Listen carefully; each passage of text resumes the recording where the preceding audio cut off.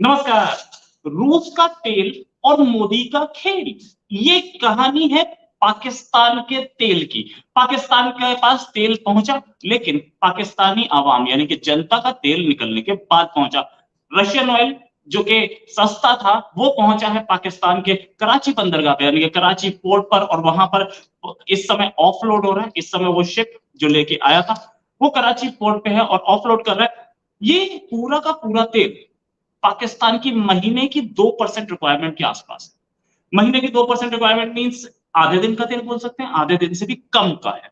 लेकिन फिर भी चलिए, जो भी सस्ता तेल तो पहुंचा। लेकिन हाँ, ये बात है, ये गेम जो हुआ है, ये इसमें इस तेल में खेल मोदी कर गए। और मोदी ने क्या खेल करा, ये भी हम आपको बताएंगे, और ये इसलिए भी बताएंगे कि पाकिस्तान में सस्ता तेल पहुंचा कहां से और कैसे पहुंचा।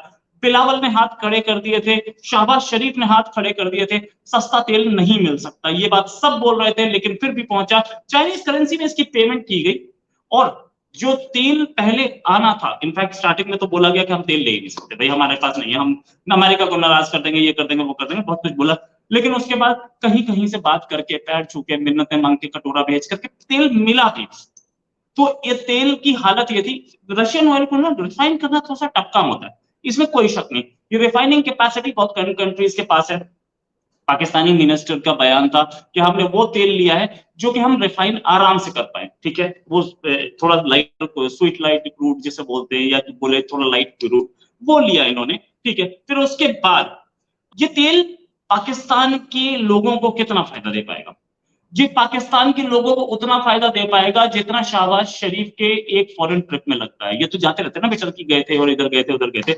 या बोलो तो पाकिस्तानी जर्नलिस्ट जो बोल रहे हैं कि बिलावल भुट्टो के एक ट्रिप में जितना पैसा लगता है उतना पैसा बचा पाएगा, तो कोई फायदा, बिलावल तो बाहर ही रहते हैं, ठीक है। एनीवेज, ये तेल आया कहां से? ये तेल आया रशिया से।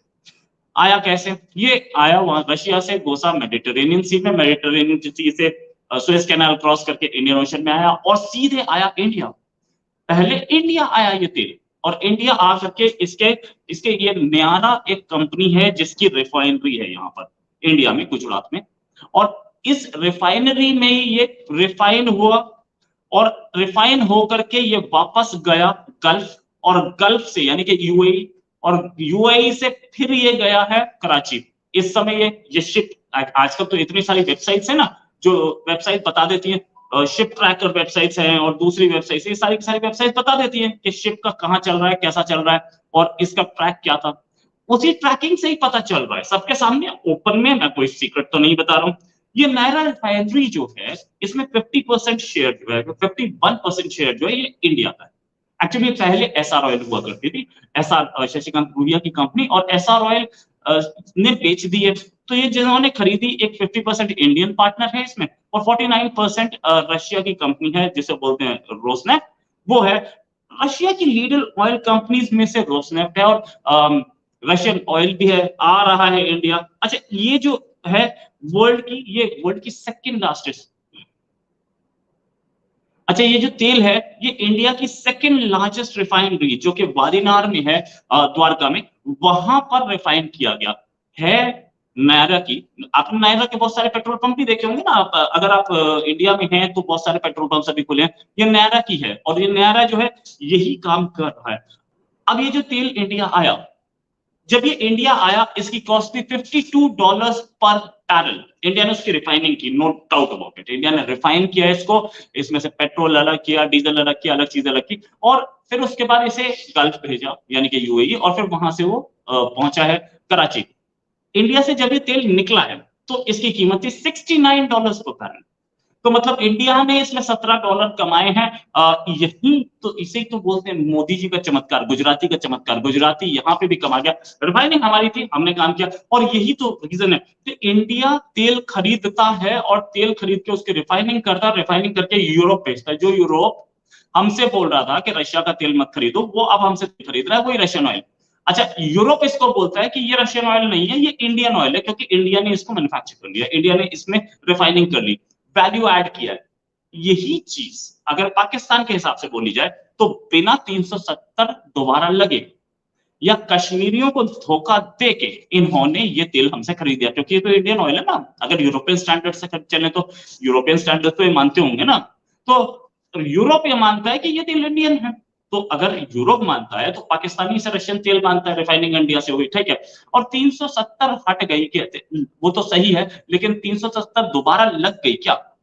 जो ये बिलावल भुट्टो बोल रहे थे कि 370 जब तक दोबारा नहीं लगेगी तब तक हम बात नहीं कर सकते, और शहबाज शरीफ बोल रहे थे कि 370 दोबारा नहीं लगेगी तब तक हम बात नहीं कर सकते।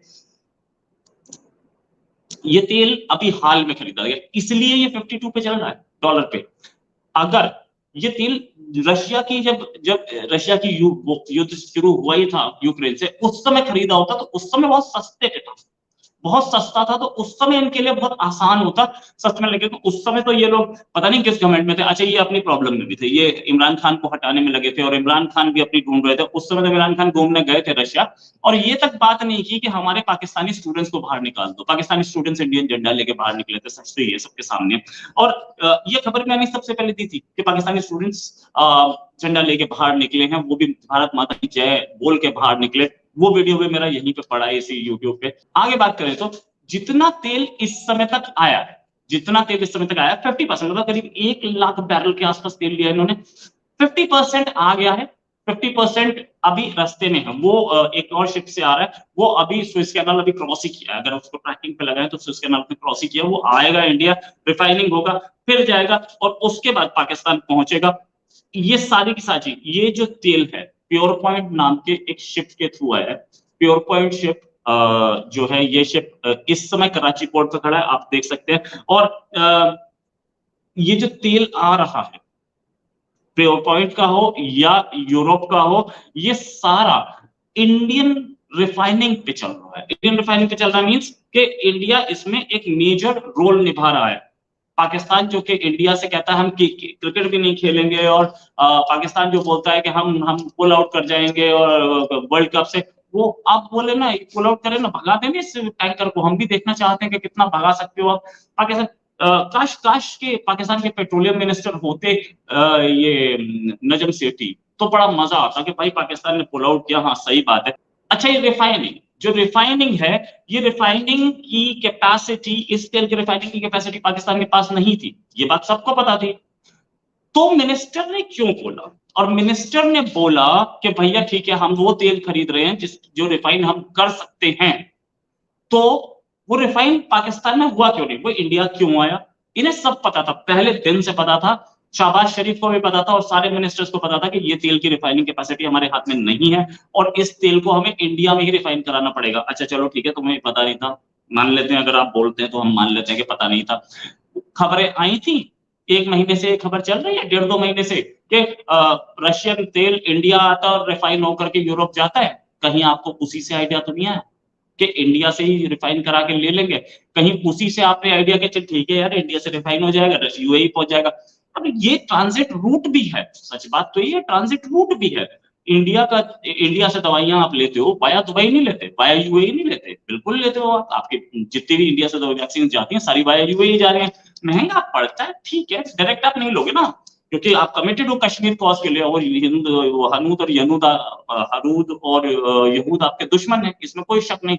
तो ये हनूद और यहूद से आप क्यों तेल लेंगे? लेकिन हाँ, अगर उसके ऊपर यूएई का टैग लग जाए तो आप ले लेते हैं। जैसे कुछ लोग होते हैं जो कि बोलते हैं कि मैं नॉनवेज नहीं खाता हूँ, लेकिन वो नॉनवेज यानी कि वो चिकन जिसके ऊपर बेसन चढ़ा हो और तला हुआ वो खा लेता हूँ। नहीं, वो दिखता नहीं है ना कि नॉनवेज होता है, वैसे उस तरीके के लोग। खैर एनीवेज, दूसरी चीज ये है कि शहबाज शरीफ ने अपने ही लोगों से झूठ क्यों बोला?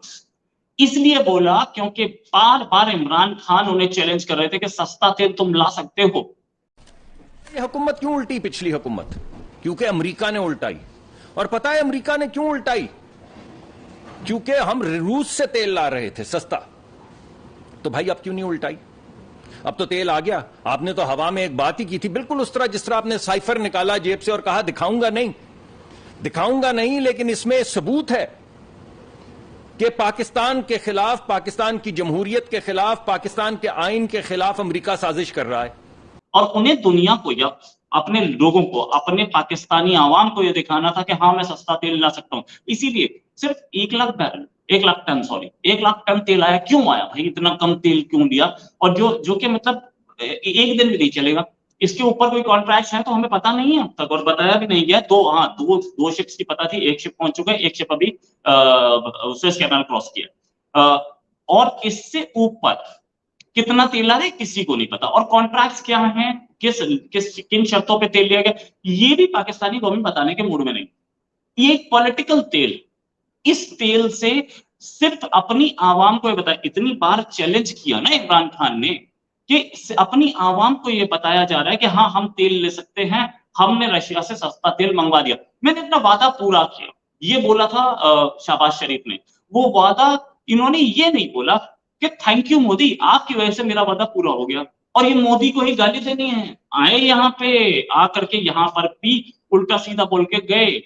अब तो शंघाई कोऑपरेशन ऑर्गेनाइजेशन की जो प्राइम मिनिस्टर्स की जो बैठक है, यानी कि हेड ऑफ स्टेट की गवर्नमेंट जो बैठक है, वो तो अब ऑनलाइन हो गई है, तो उसमें तो अब आकर के ये और कुछ कर नहीं सकते। वो बिलावल की वजह से, बिलावल साहब की मेहरबानी है, जो कि यहाँ आकर के पता नहीं क्या क्या उल्टा सीधा के वो जवाब देंगे जो याद रखा जाएगा। उसके बाद उनकी मिनिस्ट्री ने समझाया, अरे यार तू बेवकूफ, तेरी माँ बेवकूफ थी, तेरा नाना बेवकूफ था, इसीलिए तो फांसी पे लटकाए गए थे। तुम्हें समझ में नहीं आती बात कि तुम्हें बोलना क्या है, तुम फॉरेन मिनिस्टर बन चुके हो, एक पॉलिटिकल पार्टी के चीफ नहीं हो। उसका एक्सप्लेनेशन दिया उसके बाद एक्सटर्नल अफेयर्स मिनिस्ट्री ने। लेकिन यहां पे बात करते हैं, ये जो तेल है, ये तेल सिर्फ इसलिए मंगवाया गया कि ये इमरान खान को दिखाना चाहते थे कि हमने तेल मंगवा लिया सस्ता, अब बता भाई तू क्या करेगा। और शहबाज शरीफ ने, इससे पहले भी पाकिस्तानी बहुत सारी गवर्नमेंट्स इंडिया से बहुत कुछ मंगवाती रही हैं, लेकिन शहबाज शरीफ ने ये अपने लोगों को अब तक नहीं बताया कि ये तेल रिफाइन कहां हुआ है, और रिफाइन होकर के आया कैसे, और इसमें $17 कहां गए, $17 इंडिया को क्यों मिले, ये भी नहीं समझ में आना। खैर, पर बैरल $17, ठीक है, इंडिया की कमाई है, और प्राइम मिनिस्टर मोदी ने साफ बताया था कि मैं पाकिस्तान को उस लेवल पे ले जाऊंगा जहां पर ये कटोरा लेके भीख मांगेंगे। हो गया, आज आ गए। अब तो तेल भी इंडिया का, दवाई भी इंडिया की, और कश्मीर तो आपको अब हाथ से निकल ही चुका है। ये तो आपको अच्छी तरह से पता है, कश्मीर निकल चुका है आपके हाथ से, है ना। फिर भी आपको पता होगा कि अब आगे आने वाले टाइम में तेल जो गाड़ी चलाए ना, तो उससे पहले एक बार जरूर बोल देना, हर हर मोदी। इसी के साथ एक और खबर के साथ फिर हाजिर होंगे। अभी के लिए नमस्कार, धन्यवाद, जय हिंद।